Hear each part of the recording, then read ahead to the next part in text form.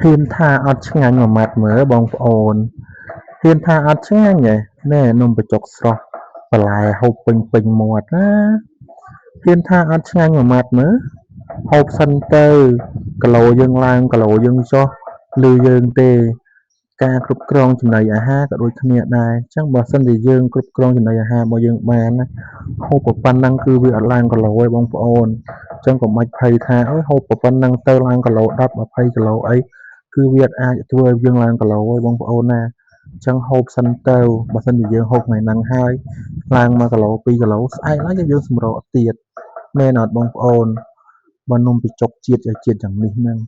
នំបញ្ចុកធ្វើពីកូនខ្មែរប៉ុន្តែវាមានឈ្មោះថានំបញ្ចុកស្រស់ណាបងប្អូនដែលមានដើមកំណើតមកពីប្រទេសវៀតណាម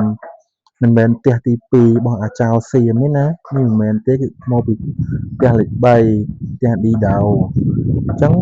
គ្រាន់តែមើលទៅជើងមាន់ធំហើយបន្លែឡើងពេញចានតែម្ដងបងប្អូនមើលតែមាត់អ្នកហូបទៅដឹងតែឆ្ងាញ់ហើយមើលតែមាត់អ្នកហូបដឹងតែឆ្ងាញ់ហ្មងជាតិសាហាវ